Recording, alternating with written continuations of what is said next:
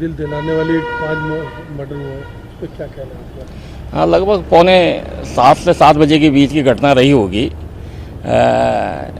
ये पूजा कर रहे थे, जो महेश तिवारी है घर पर, तो उसके पत्नी के द्वारा ये कहा गया कि तुम घर में बैठे रहते हो, हमेशा पूजा में ही ध्यान में रहते हो, घर का कोई काम नहीं करते हो, तो गैस ख़त्म हो गया है। तो इसकी वजह से उसके पूजा में विघ्न संभवतः हुआ है।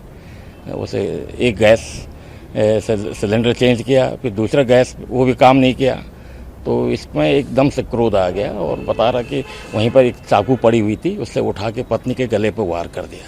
उसके साथ ही एक छोटी बच्ची 9 साल की थी, बिटिया, वहीं पर उसके साथ ही खड़ी थी, तो उसको भी जो है उन्होंने गला रेत के मार दिया। इसी तरह क्रमशः वहाँ 2 बिटिया बगल के रूम में थे, तो उसका भी जो गला रेत के मार डाला। इनकी माँ भी साथ थी, वो देख रही थी, लेकिन क्योंकि माँ थोड़ी सी जो है बुजुर्ग भी है, पैरों से अपंग भी है और प्रतिक्रिया देने में सक्षम भी नहीं थे, लेकिन वो वहीं पर बैठी हुई थी बिस्तर पे, उन्हीं के सामने ये सब चीज़ें हो रही थी।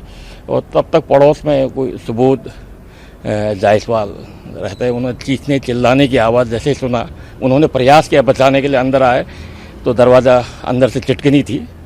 फिर उसके बाद जो है खिड़की से देखा तो मर्डर करते सबसे लास्ट जो बेटी को मार रहे थे, और माँ वहीं बैठी हुई दिख रही थी उसके सामने। उन्होंने काफ़ी रिक्वेस्ट अनुनय विनय किया, लेकिन इन्होंने माना नहीं, उल्टा इन्होंने खिड़की की जो पट थे उसको भी बंद कर दिया।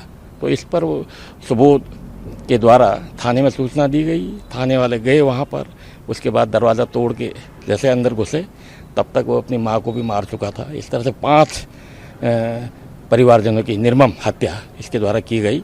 और ये जब बाहर निकल रहा था तो हंसते हुए, इस तरह का भाव था इसके जो प्रत्यक्षदर्शी है उस समय के लोगों के द्वारा, ये कहना है। अब आगे क्या कार्रवाई हुई?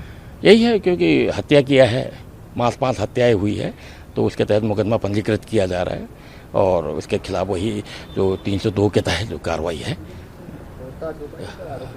आरोपी से पूछताछ हो गया, कोई हाँ बता रहा कि मैंने मारा हूँ, क्योंकि हमेशा उनका यही कहना है कि मैं पूजा में व्यस्त रहता हूँ और हमेशा बार बार टोकती रहती है, ये इनका ये कहना था।